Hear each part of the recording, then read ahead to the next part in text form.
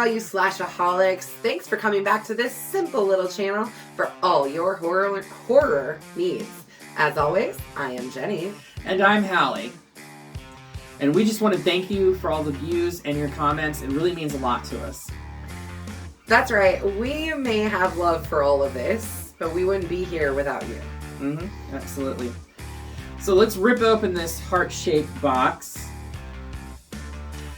of an 80s slasher from the Great North. That's right, this is yet another Canuckin Sand film from Canada, and see just who is attacking the Hannigan mines. It's funny, Hallie and I were talking about this. I didn't realize it was a Canadian film until I heard someone say a boot. And then I was like, oh, that must be Canadian. So the film starts out inside of a mine shaft, and we see two miners, one who we realize is a female because she starts taking her clothes off and performing a striptease. Yeah, she does, showing them off. The other miner pushes her into a mining pickaxe and kills her. That's a great way to start off. It is a good opening kill. Mayor Hanniger of Valentine Bluffs. I mean, really? I know, they're asking for it. Really? A Canadian mining town, which I always thought this took place in the States. I assumed it took place in the States, but I don't know. They never really give us an actual place. No, they don't. They don't give us They just call it Valentine Bluffs. Yeah. Whatever. Reinstates the traditional Valentine Day dance. And poorly. Which has been suspended for the past 20 years. The dance has stopped 20 years ago after an accident in which two supervisors left 5 miners in the mines to attend the dance. That's poor leadership skills. Yeah, it is. It really is. Because they forgot to check the methane gas levels in the mining tunnels, there was an explosion that caused the mining tunnel to cave in and trap the miners in. Yeah. And what a travesty, you know? Harry Warden, the only survivor of this accident, was buried in there for what, like 5 days, I think they said he was Something buried. like that, yeah. Of course, you know, it's hard to survive on nothing, so he resorted to cannibalism. And, you know, the talk of the town was that he actually killed those people in order to survive. Like, they didn't die naturally, and then he just ate them. Like, he killed them to eat them. Anyways, he went completely insane from the ordeal, and the next year, on Valentine's Day, he murdered the 2 supervisors that left their posts the previous year, and cut their hearts out, and placed them into Valentine's candy boxes, with a note from Harry, warning, don't ever, ever hold another Valentine's Day dance, or there will be blood. Lots of it. Oh yes, there will be blood. There will be blood. Warden was placed in an insane asylum, and the accident was forgotten. I don't know why they would forget it. Yeah, I mean, that's 20 years? That's not long enough to forget about something like that. No. To the point where, like, the kids just think it's just an urban legend. They think it's just folklore from the town. Right, and I can guarantee, because some of these kids are not that young, they were definitely alive when it happened, obviously. Yeah, they're supposed to be, like, college-aged kids, I think, right? At least. Yeah, so, I mean, they would have been young. I mean, one of them left town and came back. Yeah, so they would have been young, but definitely in their 20s, they were drinking alcohol, so... Well, I mean, that doesn't mean anything. Yeah, it doesn't mean anything. It sure doesn't. But a group of young residents are excited about the dance being reinstated. Gretchen, Dave, Hollis, Patty, Sylvia, Howard, Mike, John, Tommy, and Harriet, and Sarah... And Axel. And Axel. The mayor's son, TJ, are all involved in a tense... Well... They're all involved. Sarah, Axel, and TJ are involved in an intense love track. Yeah, they really are. So Sarah and TJ were together. TJ left and went out west or something. He went to try and pursue his dreams. And she moved on and is with Axel now. But TJ's back. So, of course, love triangle. Mayor Hanniger and the town's police chief, Jake Newby, receive an anonymous box of Valentine's Day chocolates containing a human friggin' heart. And a note. Where did you even get that heart? If I told you, I'd have to put another box in a heart. Heart in a box. Yeah. Okay, moving on. Mayor Hanniger and the police chief, Newby, receive an anonymous box of Valentine's chocolates with a human heart and a note warning that murders will begin if this dance that they're planning proceeds. That evening, resident Mabel, why is there always a Mabel? I don't know, I love the name Mabel though. She's the one who planned the dance. Right, is murdered by a mining-geared killer in a laundromat. And they put her in the freaking dryer. I mean, it's not the first or the last time. Can you imagine the smell? And her heart is removed. Newbie publicly reports that she died of a heart attack to prevent panic. Like, that's really believable. It was a heart attack. Right, He contacts the mental institution where Harry Warden was incarcerated, but they have no record of him. Nope, none at all. Hanniger and Newbie decide that since they cannot find Harry Warden, they should probably cancel the dance. But the town's youngsters, they go against their wishes and decide to have a party at the mine. Well, if they didn't, we wouldn't have a movie. That's true. Well, I don't know. I bet you he'd keep killing. He's already back, right? Well, I mean, yes, but... He's already killed a couple people. So, regardless, they are not afraid of Harry Warden. They think he's just town legend, that it didn't actually happen.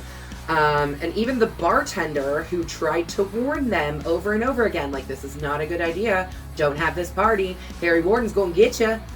Well, he decides to go out to the mine when he finds out that they're going out to the mine and set up a fake miner to scare them.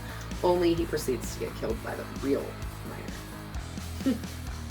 You just can't goof off in a horror film. You know. It happens too often. The goofball always dies. I know, and that's unfortunate because I'm the one who's always goofing off. You and me.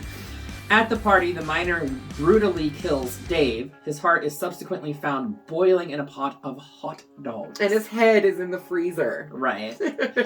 Being prepared in the kitchen. Shortly after, Sylvia is impaled on a shower head by the miner. Yeah. How much force it have to be? A lot.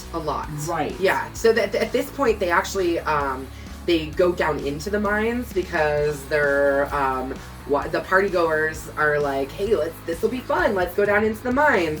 So yeah, Sylvia gets picked up and pushed into a water pipe, and water comes flying out of her mouth.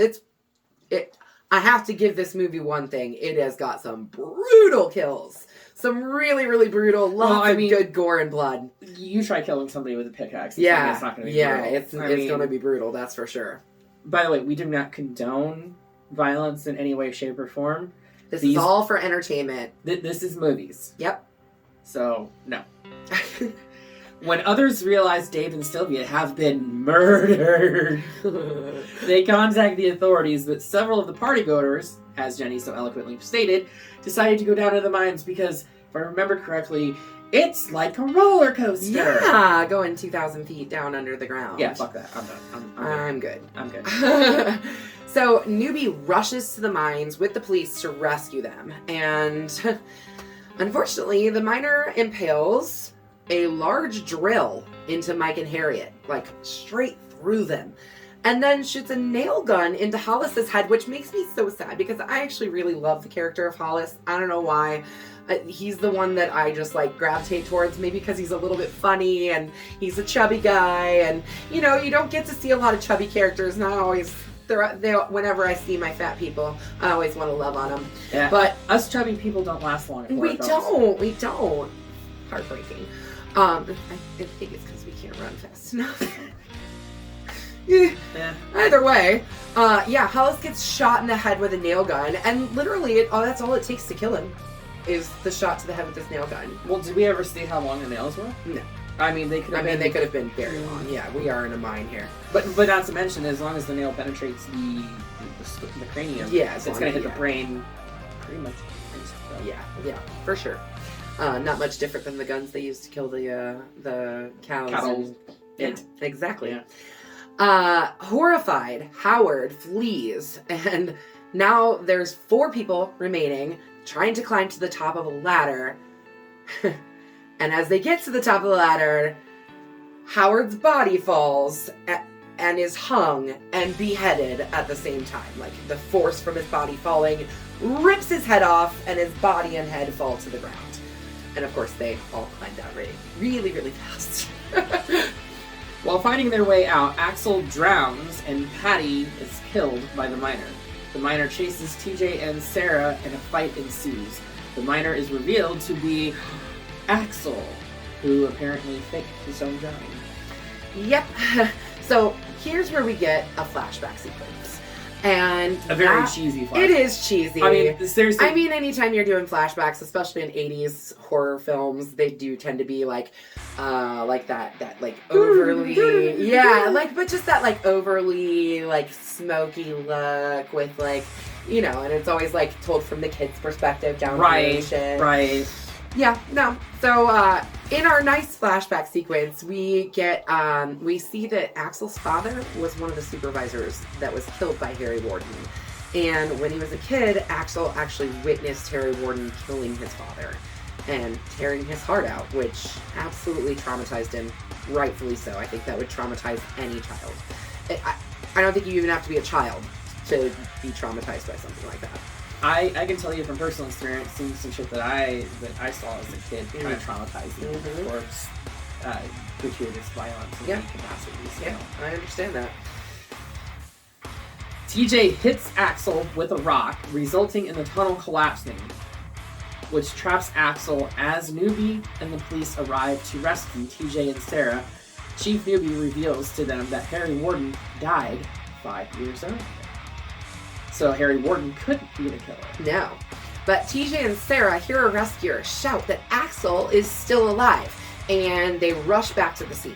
So they watch as Axel frees himself from the debris by literally ripping his own arm off.